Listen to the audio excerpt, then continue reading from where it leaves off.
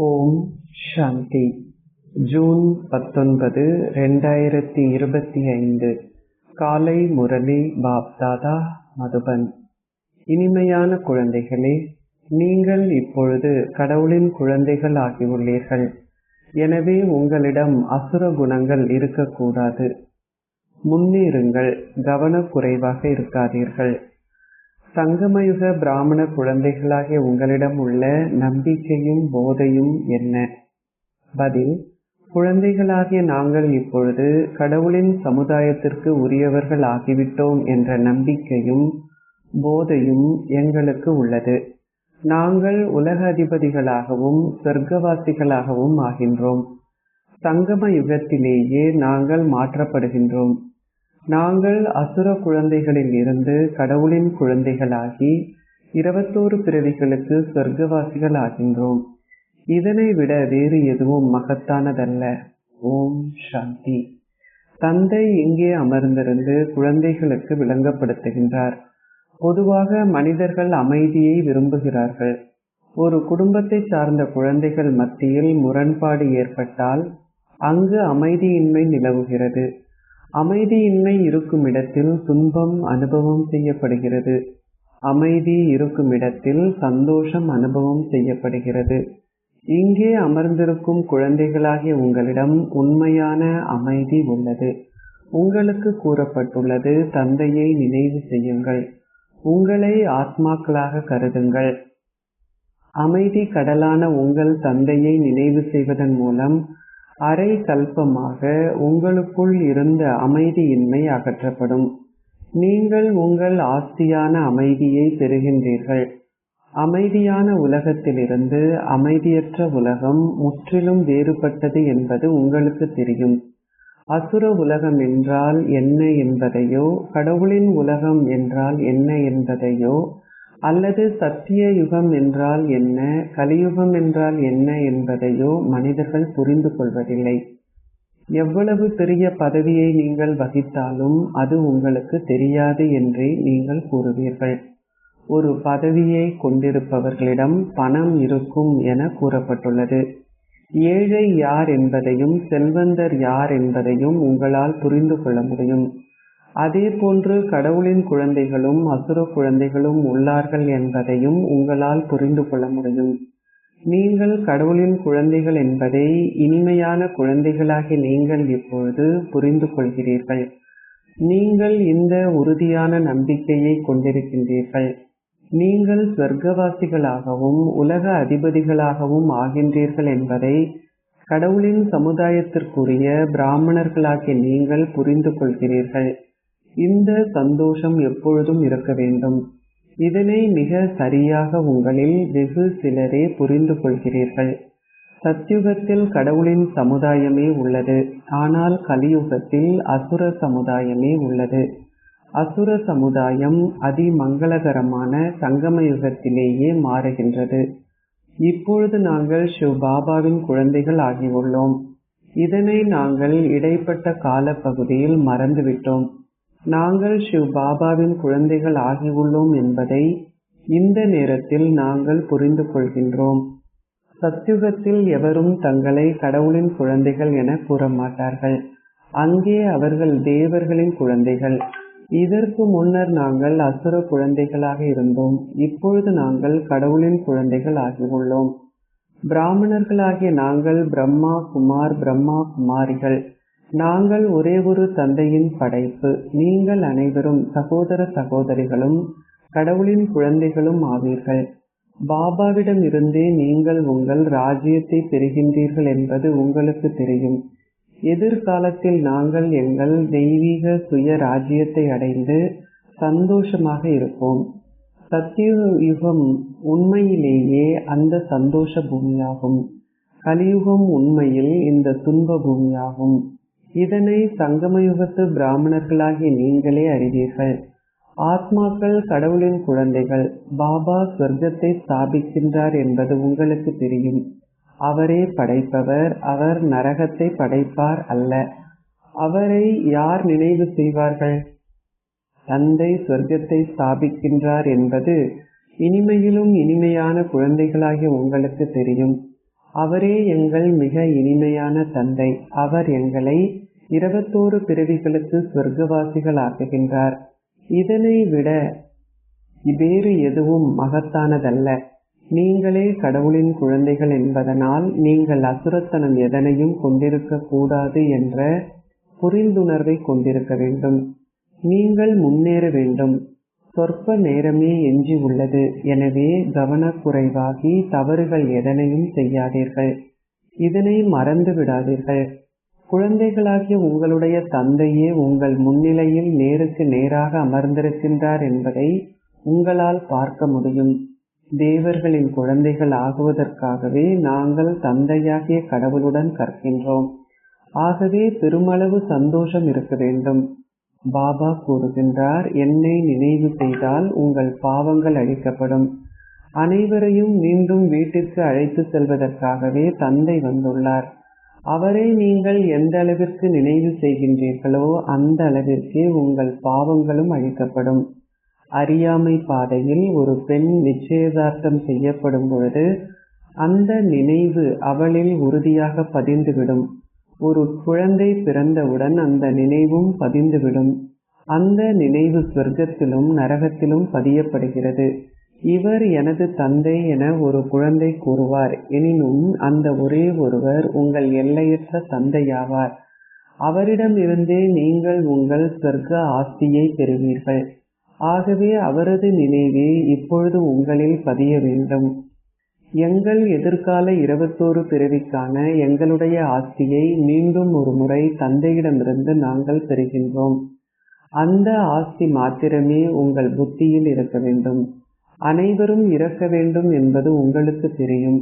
இங்கு எவருமே எஞ்சியிருக்க மாட்டார்கள். உங்கள் அதி அன்புமிக்கவரும் திரும்பி செல்ல வேண்டும்.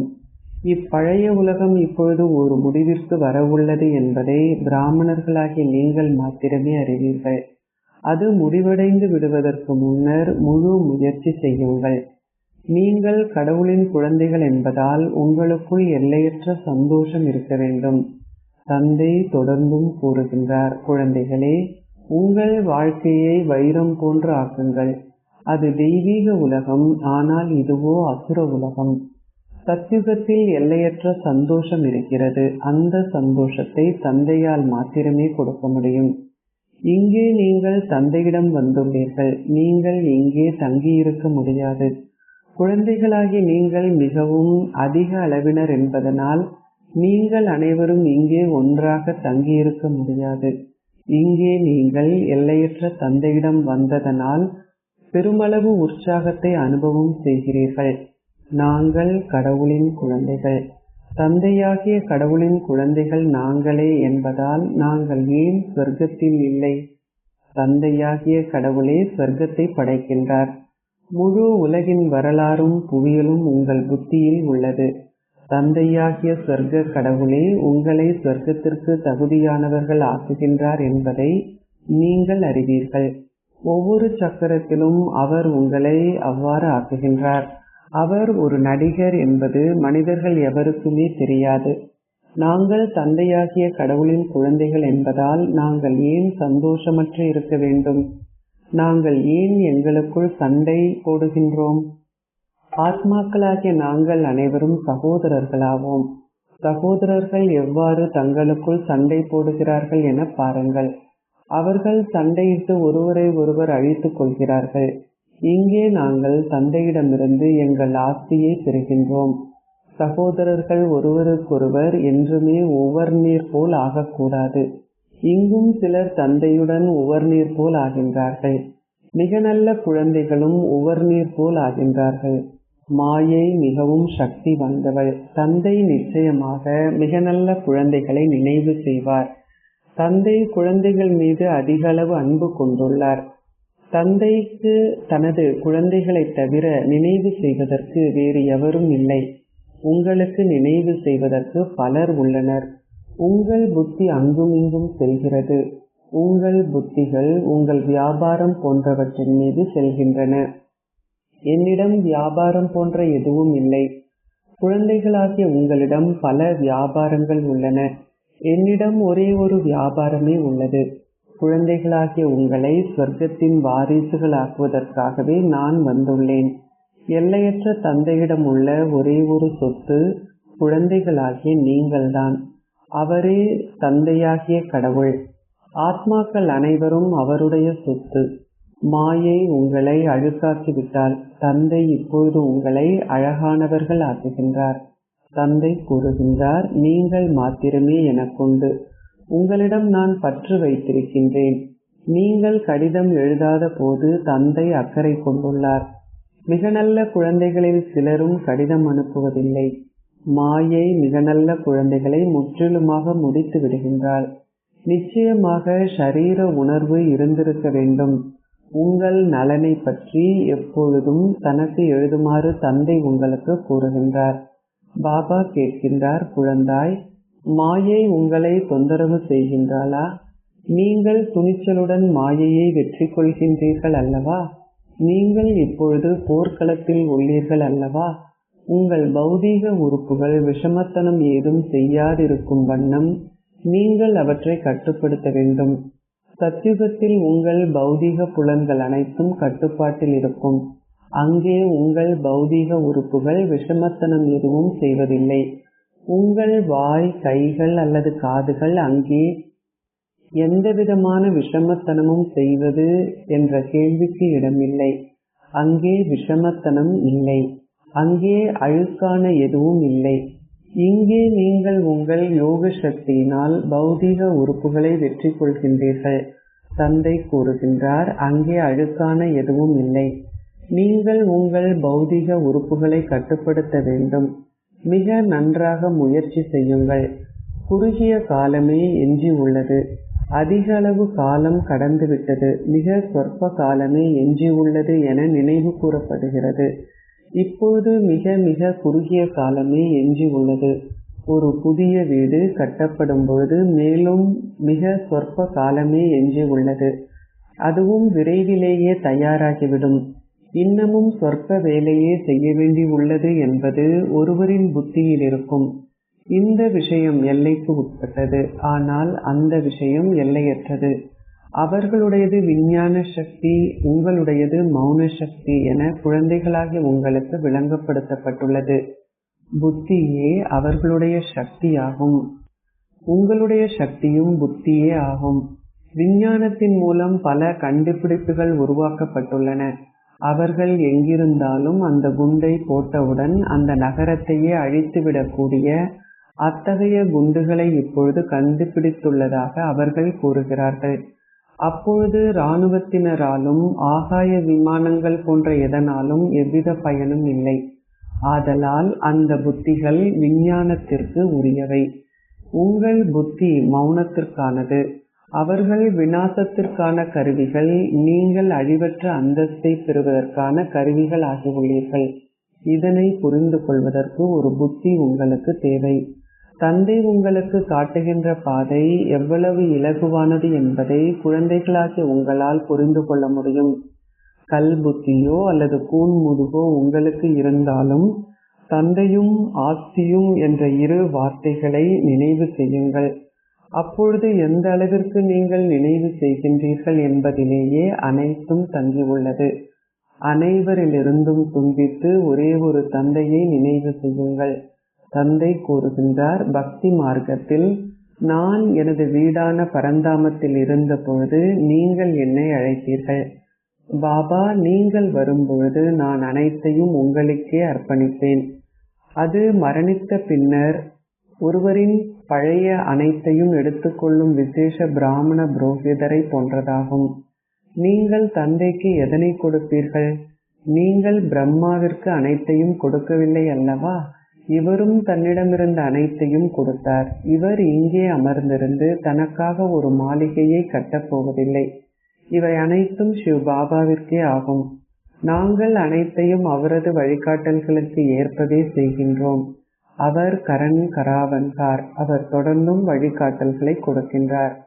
குழந்தைகள் கூறுகின்றார்கள், பாபா, ஒரே ஒருவரான நீங்கள் மாத்திரமே எனக்காக இருக்கின்றீர்கள்.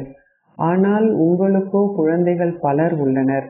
பின்னர் பாபா கூறுகின்றார், குழந்தைகளாகிய நீங்கள் மாத்திரமே எனக்குண்டு. ஆனால் உங்களுக்கு பலர் உள்ளனர். நீங்கள் ஷரீர உறவினர்கள் பலரை நினைவு செய்கின்றீர்கள்.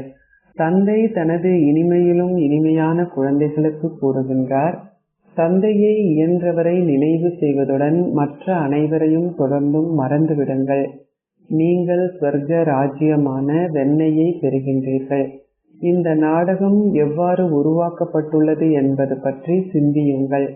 தந்தையை நினைவு செய்வதன் மூலமும் சுயதர்ஷன சக்கரத்தை சுழற்றுவதன் மூலமும் நீங்கள் பூகோள ஆட்சியாளர்கள் ஆகுவீர்கள். இதனை குழந்தைகளான நீங்கள் இப்பொழுது நடைமுறை ரீதியாக அனுபவம் செய்கிறீர்கள். பக்தி தொன்று தொட்டு தொடர்வதாகவும் விகாரமும் தொன்று தொற்று தொடர்வதாகவும் மக்கள் நம்புகிறார்கள். ராதையும் கிருஷ்ணருமாக இருந்த லக்ஷ்மியும் நாராயணருக்கும் குழந்தைகள் இருந்தார்கள் அல்லவா? ஆம், ஏன் அவர்களுக்கு குழந்தைகள் இருக்க மாட்டார்கள்? அவர்கள் முற்றிலும் விகாரமற்றவர்கள் என அழைக்கப்படுகிறார்கள். இங்கே அனைவரும் முற்றிலும் விகாரம் உள்ளவர்கள். அவர்கள் ஒருவரை ஒருவர் தொடர்ந்தும் அவதூறு செய்கிறார்கள். இப்பொழுது குழந்தைகளாகிய நீங்கள் ஸ்ரீ ஸ்ரீ என்றால் இரட்டை மேன்மையான என்று அர்த்தம். நீங்கள் இப்பொழுது ஸ்ரீ ஸ்ரீ தந்தையிடமிருந்து மேன்மையான ஸ்ரீமத்தை பெறுகின்றீர்கள். அவர் உங்களை மேன்மையாக்குகின்றார். நீங்கள் தந்தைக்கு கீழ்ப்படிவானவர்கள் ஆகாது விட்டால் இவ்வாறு ஆக முடியாது. கீழ்ப்படிவானவர்களாக ஆகுவதா இல்லையா என்பது உங்களை பொறுத்த விஷயம். கீழ்ப்படிவான குழந்தைகள் உடனடியாகவே அவருக்கு கீழ்ப்படிவார்கள். நீங்கள் முழுமையாக உதவி செய்யாது விட்டால் ஓர் இழப்பை ஏற்படுத்திக் கொள்வீர்கள். தந்தை கூறுகின்றார், நான் ஒவ்வொரு சக்கரத்திலும் வருகின்றேன். நான் உங்களை அதிக அளவு முயற்சி செய்வதற்கு தூண்டுகின்றேன். நான் உங்களுக்கு அதிக அளவு சந்தோஷத்தை கொடுக்கின்றேன். நீங்கள் உங்கள் முழு ஆஸ்தியையும் தந்தையிடமிருந்து பெறும் பொழுது மாயை உங்களை கவனக்குறைவாக இருக்க தூண்டுகின்றாள். எவ்வாறாயினும் அந்த வலையில் நீங்கள் அகப்படக்கூடாது. உங்கள் போர் மாயையுடன் மாத்திரமே ஆகும். மிகப்பெரிய புயல்கள் வரும், அதிலும் மாயை வாரிசுகளையே அதிகமாக தாக்குவாள். அவள் பலமுள்ளவளாகி சக்திசாலிகளுடன் பலமாக போரிடுவாள். மூலிகை வைத்தியர் ஒருவருக்கு மருந்து கொடுக்கும் பொழுது உள்ளிருக்கும் அனைத்து நோய்களும் வெளிவரும். இங்கும் நீங்கள் எனக்கு உரியவர்கள் ஆகும் பொழுது அனைவரையும் நினைவு செய்ய ஆரம்பிக்கின்றீர்கள். புயல்கள் வரும், ஆனால் நீங்கள் உங்கள் புத்தியை தெளிவாக வைத்திருக்க வேண்டும். முதல் அரை சக்கரத்திற்கு நாங்கள் தூய்மையாக இருந்தோம். பின்னர் மிகுதி அரை சக்கரத்திற்கு நாங்கள் தூய்மையற்றவர்கள் ஆகினோம். நாங்கள் இப்பொழுது வீடு திரும்ப வேண்டும். தந்தை கூறுகின்றார், என்னை நினைவு செய்யுங்கள். இந்த யோக தீயில் உங்கள் பாவங்கள் அழிக்கப்படும். என்னை எந்த அளவிற்கு நினைவு செய்கின்றீர்களோ அந்த அளவிற்கு ஓர் உயர்ந்த அந்தஸ்தை நீங்கள் பெறுவீர்கள். என்னை நினைவு செய்த வண்ணம் நீங்கள் வீடு திரும்புவீர்கள். இதில் நீங்கள் முழுமையாக அகநோக்குள்ளவர்கள் ஆக வேண்டும். ஆத்மாக்களான உங்களாலேயே இந்த ஞானம் கிரகிக்கப்படுகிறது. ஆத்மாக்களான நீங்களே இதை கற்கின்றீர்கள். பரமாத்மாவான பரம தந்தையே ஆத்மாக்களின் இந்த ஞானத்தை நமக்கு கொடுக்கின்றார். நீங்கள் உலகின் அதிபதிகள் ஆகுவதற்கான அத்தகைய முக்கியமான ஞானத்தை பெறுகின்றீர்கள். நீங்கள் என்னை தூய்மையாக்குபவர், ஞானக்கடல், அமைதி கடல் என அழைக்கின்றீர்கள். நான் உங்களுக்கு என்னிடமுள்ள அனைத்தையும் கொடுக்கின்றேன். ஆனால் தெய்வீக காட்சிகளுக்கான சாவியை மட்டுமே நான் உங்களுக்கு கொடுப்பதில்லை. அதற்கு பதிலாக நான் உங்களை உலகின் அதிபதிகள் ஆக்குகின்றேன். காட்சிகளினால் ஒரு பலனும் இல்லை. பிரதான விஷயம் இந்த கல்வியே ஆகும். நீங்கள் இந்த கல்வியால் 21 பிறவிகளுக்கு சந்தோஷத்தை பெறுகின்றீர்கள். உங்களுடைய சந்தோஷத்தை மீராவின் சந்தோஷத்துடன் ஒப்பிட்டு பாருங்கள். அவர் கலியுகத்தில் வாழ்ந்தார். அவருக்கு காட்சிகளும் கிடைத்தன. ஆனால் பின்னர் என்ன? பக்தியின் மாலை ஞான பாதையின் மாலையிலிருந்து வேறுபட்டது. ராவணனின் ராஜ்யம் உங்கள் ராஜ்யத்திலிருந்து வேறுபட்டது. அது இரவு என அழைக்கப்படுகிறது, ஆனால் இது பகல் என அழைக்கப்படுகிறது. அச்சா, இனிமையிலும் இனிமையான அன்பிற்குரிய, எப்பொழுதோ காணாமல் சென்று இப்பொழுது கண்டெடுக்கப்பட்டிருக்கும் குழந்தைகளுக்கு உங்கள் தந்தை தாயாக இருக்கும் பாப் தாதாவின் அன்பும் நினைவுகளும் காலை வந்தனங்களும். ஆன்மீக தந்தை ஆன்மீக குழந்தைகளுக்கு நமஸ்தே கூறுகின்றார். ஆன்மீக குழந்தைகள் ஆன்மீக தந்தைக்கு நமஸ்தே கூறுகின்றோம். தாரணைக்குரிய சாரம் 1. எந்தவிதமான விஷமுத்தனமும் எஞ்சி இராத வகையில் யோக சக்தியினால் உங்கள் பௌதீக உறுப்புகளை கட்டுப்படுத்துங்கள். மிக குறுகிய காலமே எஞ்சி உள்ளது. ஆகவே மிக நன்றாக முயற்சி செய்து மாயையை வென்றவராகுங்கள். 2. அகநோக்கிலிருந்து தந்தை உங்களுக்கு கொடுக்கும் ஞானத்தை கிரகியுங்கள். ஒருபொழுதும் ஒருவரோடு ஒருவர் உவர்நீர் போல் ஆகாதீர்கள். நிச்சயமாக தந்தைக்கு உங்கள் நலம் பற்றிய செய்திகளை அனுப்புங்கள். ஆசீர்வாதம். நீங்கள் நன்மை செய்யும் மனோபாவத்துடன் சேவை செய்வதன் மூலம் ஆத்மாக்கள் அனைவரிடமிருந்தும் ஆசீர்வாதங்களை பெறும் உரிமையை பெற்றுக் கொள்வீர்களாக. ஆத்மாக்கள் அனைவரிடமிருந்தும் ஆசீர்வாதங்களை பெறுவதற்கான வழிமுறை நன்மை செய்யும் மனோபாவத்துடன் சேவை செய்வதே ஆகும். உலக உபகாரி ஆகின்ற லட்சியத்தை நீங்கள் கொண்டிருக்கும் பொழுது உங்களால் நன்மை இல்லாத எந்த ஒரு பணியையும் செய்ய முடியாது. உங்களின் பணிக்கு ஏற்பவே உங்களின் தாரணையும் இருக்கும். எனவே நீங்கள் உங்களின் பணியை நினைத்தால் சதா கருணை நிறைந்தவராகவும் மகாதானியாகவும் இருப்பீர்கள். நீங்கள் ஒவ்வொரு அடியிலும் நன்மை செய்யும் மனோபாவத்துடன் தொடர்ந்தும் செயல்படுவீர்கள். உங்களிடம் நான் என்ற எந்த ஓர் உணர்வும் இருக்காது. அத்துடன் நீங்கள் ஒரு கருவி என்பதையும் நினைவு செய்வீர்கள். இத்தகைய சேவையாளர்கள் தமது சேவையின் பலனாக ஆத்மாக்கள் அனைவரிடமிருந்தும் ஆசீர்வாதங்களை பெறும் உரிமையை பெறுவார்கள். ஸ்லோகம். பௌதீக வசதிகளுக்கான கவர்ச்சி உங்களின் ஆன்மீக முயற்சியை பாதிக்கும். அவ்யக்த இஷாரா. ஆத்ம உணர்வு ஸ்திதியில் இருப்பதை பயிற்சி செய்யுங்கள். அகநோக்கில் இருங்கள். அகநோக்கில் உள்ள ஆத்மாக்கள் 3 வகையான மொழிகளில் அனுபவம் அடைகிறார்கள். 1 கண்களின் மொழி, 2 உணர்வுகளின் மொழி, 3 எண்ணங்களின் மொழி.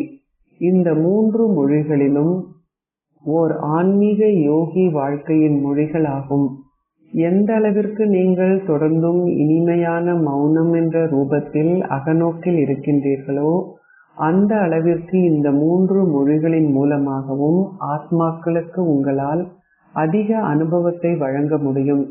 இப்பொழுது இந்த ஆன்மீக மொழிகளை பயிற்சி செய்வதை வளர்த்து கொள்ளுங்கள். ஓம் சாந்தி.